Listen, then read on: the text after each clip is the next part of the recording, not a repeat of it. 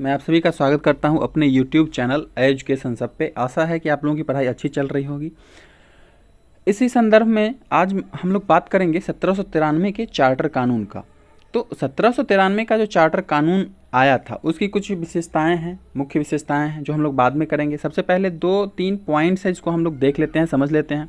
तो पहली ये थी कि जो 1786 के माध्यम से जो विशेष अधिकार या विशेष परिस्थिति में जो भी गवर्नर को 2 पावर दी गई थी, यानी कि एक अपनी काउंसिल के निर्णय के ऊपर अधिभावी शक्ति और दूसरा सेनापति या फिर कमांडर इन चीफ पद का।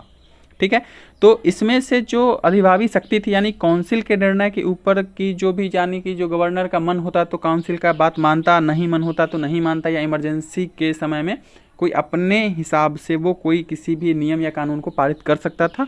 इसको जो है, इस शक्ति को जो है सो भविष्य के अन्य गवर्नरों तक जो है सो विस्तरित किया गया। परंतु जो कमांडर इन चीफ पद का बात था, यानी जो भी सेनापति के बाद पद की बात थी, इसको क्या किया गया कि इसकी अनिवार्यता समाप्त कर दी। यानी कि अब ये जरूरी नहीं था कि जो गवर्नर बनेगा उसको कमांडर इन चीफ पद दिया ही जाएगा। कि अगर जब तक कि किसी को कमांडर इन चीफ के रूप में नियुक्त नहीं किया गया हो तब तक वह सिर्फ गवर्नर ही रहेगा। अगर कमांडर इन चीफ पद के साथ नियुक्त किया गया होगा तब ये पावर उसके पास रहेगी। अब क्या था, एक कमांडर इन चीफ की नियुक्ति थी या गवर्नर की नियुक्ति थी, तो इनके लिए क्या था कि राजकीय अनुमति लेना अनिवार्य कर दिया था। अब इसकी मुख्य विशेषताओं की बात करें 1793 की, तो देखिए सबसे पहली बात थी कि 1773 को अब हो गए थे 20 साल। तो 20 साल जब पूरे हो गए थे तो अब कंपनी के एकाधिकार समाप्त हो गया था। तो 1793 के माध्यम से कंपनी के व्यापारिक कार्यों को अगले 20 वर्षों के लिए बढ़ा दिया गया था। अब बढ़ाने के साथ ही क्या किया था कि जो कंपनी कमा रही थी भारत में, जो भी उसका भारतीय राजस्व रेवेन्यू कमा रहा था, उसमें से ब्रिटिश सरकार को 5 लाख पाउंड जो है वार्षिक भुगतान करना यहाँ पे अनिवार्य था या करना ही था। जो भी भारतीय राजस्व थे उसमें से वो अपना जो भाग है या जो लाभांश था या जो भी जो कर्मचारी कार्य कर रहे थे उनके वेतन आदि सब आवश्यक खर्च काटने के बाद जो है सो सब ब्रिटिश सरकार को 5 लाख पाउंड वार्षिक भुगतान करना अनिवार्य कर दिया था।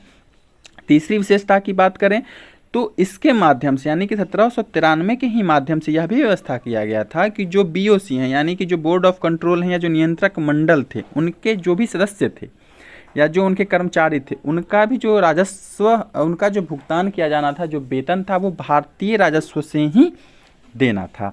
अगर चौथी विशेषताओं की बात करें तो कंपनी का जो भी वरिष्ठ अधिकारी था, ठीक है, जो भी कंपनी के वरिष्ठ अधिकारी थे, अनुमति के बिना भारत छोड़कर जाना उनको जो है बाधित कर दिया था, मना कर दिया था।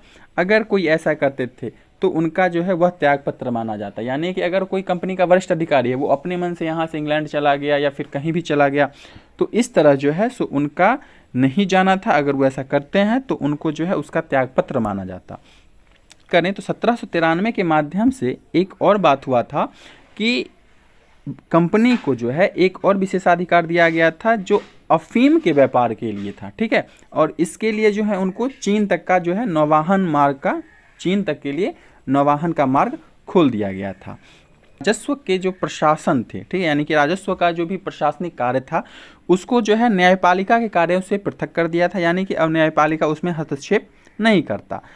अन्य विशेषताओं की बात करें तो एक महत्वपूर्ण विशेषता यह भी थी कि जो ब्रिटिश भारतीय क्षेत्र थे, यानी कि जिस पे अंग्रेज के द्वारा कब्जा किया गया था, जो ब्रिटिश भारतीय क्षेत्र थे, उनके लिए जो है अब लिखित विधियों का यानी लिखित कानूनों का प्रावधान किया गया और उन्हीं के द्वारा प्रशासन की नींव रखी गई।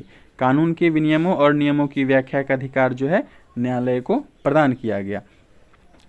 और जो ब्रिटिश सरकार के सदस्य, ठीक है, जो भी ब्रिटिश सरकार के सदस्यों को जो है जिनको भी भारतीय राजस्व से भुगतान किया जाना था, यह जो है 1793 के माध्यम से जो चालू हुआ था यह 1919 तक जारी रखा गया। अब क्या था, 1793 के बाद जो है सो अब प्रशासनिक क्षेत्र में जो है कंपनी ज़्यादा फोकस करेगी, ज़्यादा ध्यान देगी।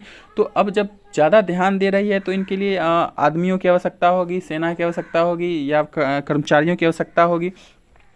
तो इसी के तहत जो है सो 21 अप्रैल 1793 को कॉर्नवालिस ने सिविल सर्विसेज की स्थापना कर दी, जिसके माध्यम से वो जो है प्रशासनिक अधिकारियों को अपने अंदर में जो है बहाल कर सके और जो यहाँ पे काम कर सके।